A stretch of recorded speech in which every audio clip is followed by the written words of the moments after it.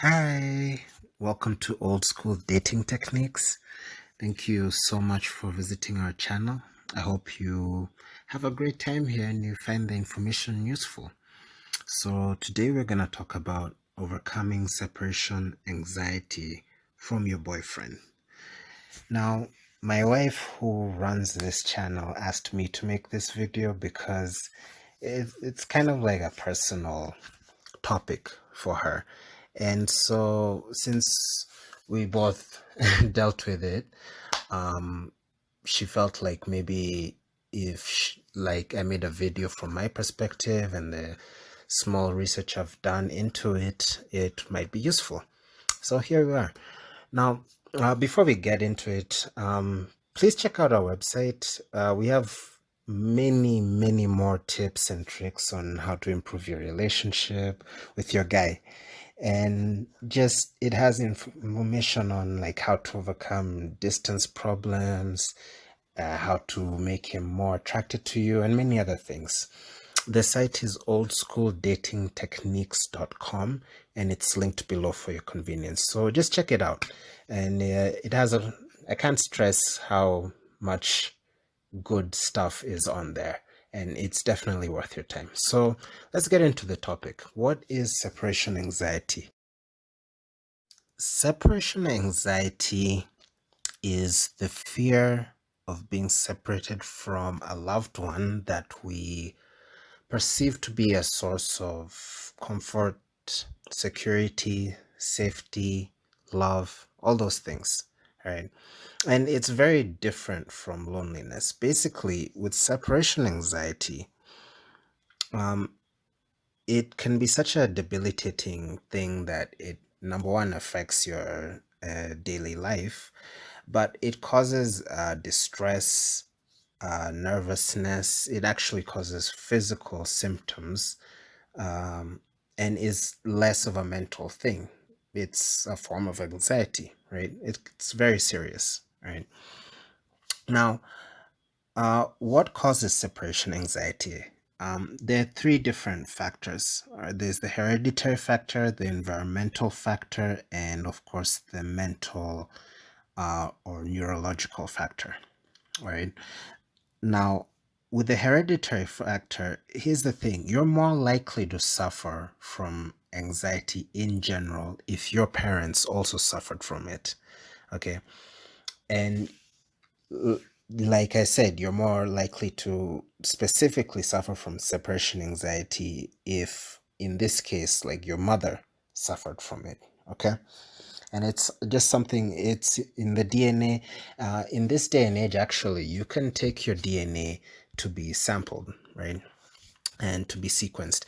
And basically, they'll tell you if you're at risk for greater, uh, if you have stress factors in your DNA, and if you are likely to develop stress based illnesses and things of that nature. Okay.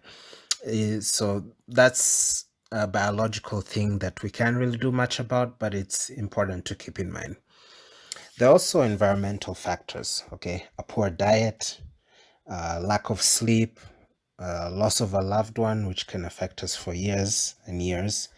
If you come from a stressful home environment, or if you're currently in a stressful home environment, that can affect your feelings of separation anxiety. If you have a conflict in the relationship, that can also cause separation anxiety. And actually, what's interesting is if you just had a fight with your boyfriend, you're more likely to feel separation anxiety than if everything was just going well. Isn't that such a weird thing? Yeah, so those are the main environmental factors. Lastly, there's also the neurological side.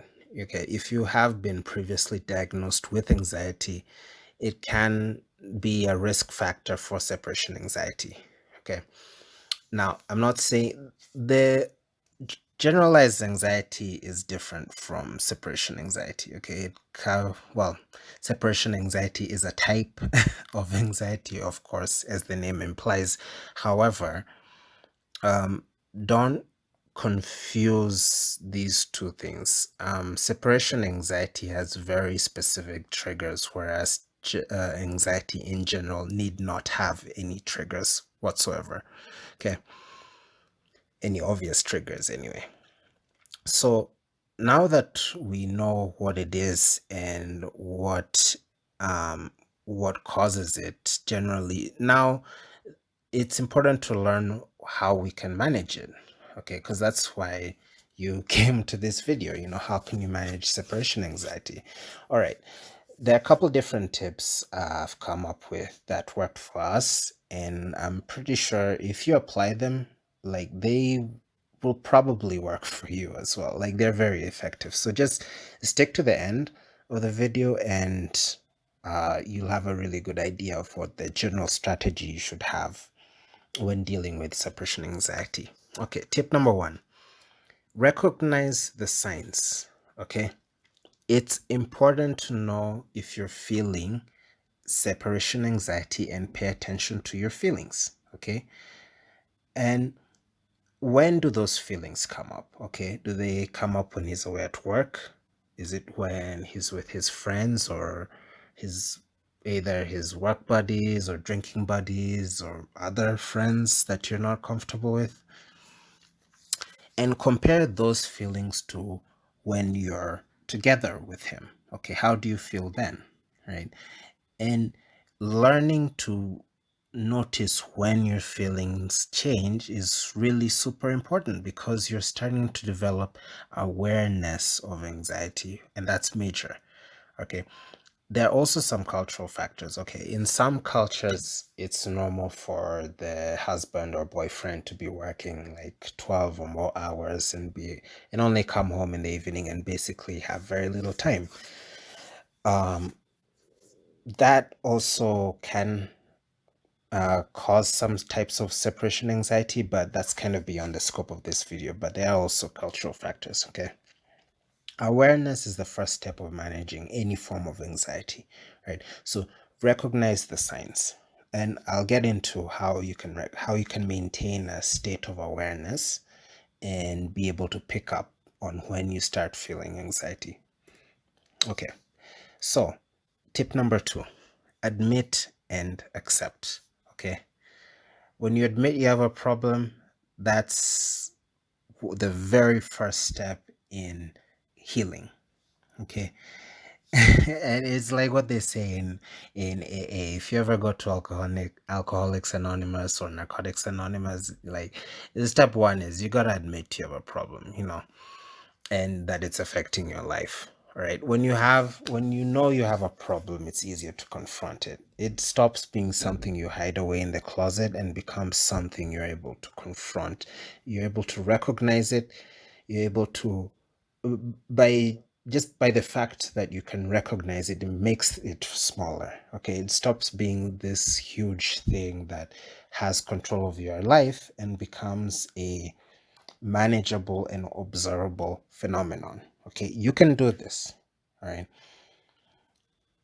other people have dealt with it, like I said, including us. All right, just know step 2 is admitting and accepting that you have a problem after you notice that it's there. Okay, now tip number 3, believe in yourself. All right, this is probably the most important one. Believe that you can actually overcome separation anxiety. Okay, there's this old proverb that goes like this: there was once a wise king in this faraway land who was tired of constantly being up and down, right? And he wanted something to basically make him more level. And by being more level, he could be a better ruler, right? So he had this advisor who was a magician, and he told him, I want you to make me something that will make me happy when I'm sad and sad when I'm happy, right? And that way, he'll always have a level mind, right? So the magician, being also very wise, he just made a simple little non-magical ring that said, "This too shall pass." Okay, that's the story. Okay, nothing is permanent. right? Just understand like nothing lasts forever. Okay. The Even when your feelings are like really strong and seem to be encompassing everything, just understand that they're not gonna be like that forever, right? What are your inner strengths? Write down a list of what you're good at internally. Okay. Are you really good at persevering through challenges? Okay. Are you very creative? You can come up with many different solutions to overcome obstacles. Um, do you just have a type of tenacity? Or what are your inner strengths? Okay. And just write it down. Okay. Write them down.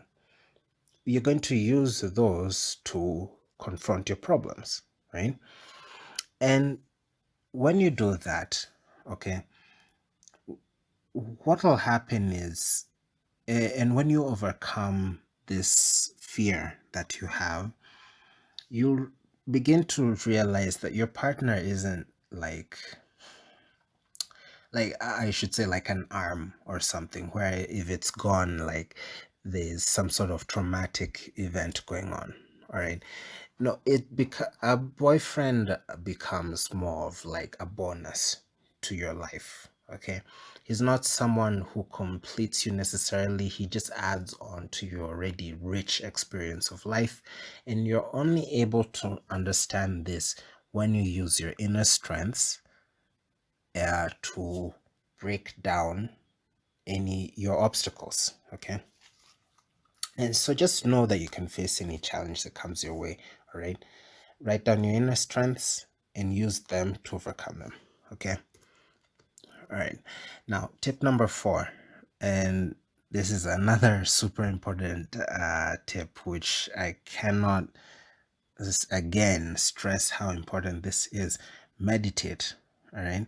Mindfulness will allow you to have awareness, actual awareness of your thoughts. Okay.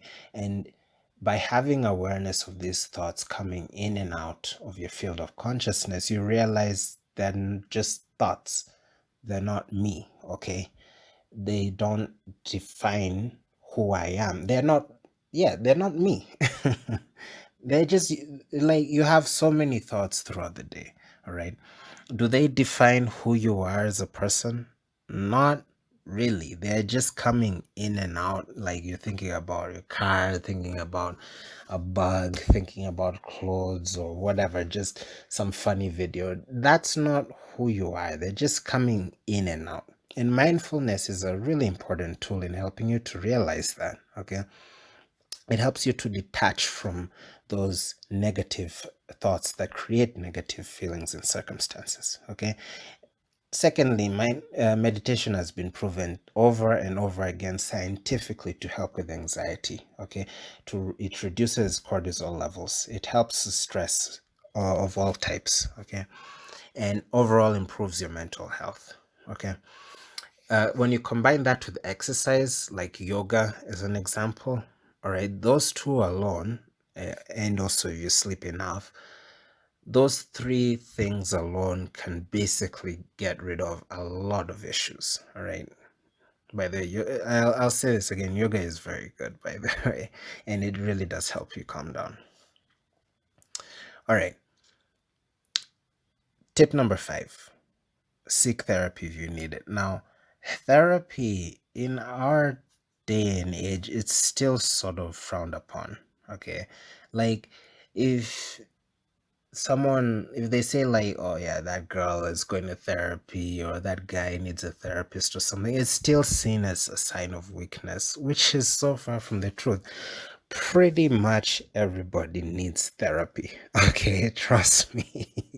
Like there's so many people just walking around holding all kinds of baggage and trauma, and they have really no way of dealing with it except just bottling it down or drinking away their emotions, right? It's Therapy is incredibly helpful, and it gives you someone to talk to when you need it. Okay, and it gives you a professional who can find the root causes of your anxiety. A lot of those root causes stem from childhood. Okay, some type of childhood trauma, like whether it's like with bullies, or if you had like a friend and perhaps like they moved away or something. There are all kinds of factors, okay? And a professional is able to help you. One specific type of therapy that helped us was cognitive behavioral therapy, CBT. And what it does is it reframes your biases, and by doing that helps you to manage your fears. It's really, really cool. You should check it out. CBT, cognitive behavioral therapy. It really does help. And by reframing your biases, basically it helps you to relax when the anxiety comes up. Okay. So if you feel brave enough, if you've never done it, just go to a therapist and tell them, hey, I'm suffering from separation anxiety every time my boyfriend leaves, and I'd just like better ways to manage it. All right. So I hope those tips helped. Like really, I really hope they helped. They helped us, and I'm pretty sure like they can definitely help you as well. And just remember, you are a strong person. Okay, you're strong and courageous. Even just by typing on Google or YouTube like how to manage separation anxiety, you are a strong and courageous person. Okay, yeah, and I have faith that you'll be able to overcome this challenge. All right. So don't forget to check out our website for more great tips on how to just improve your relationship in general. And I really hope that helps. And we'll see you later. The site is oldschooldatingtechniques.com.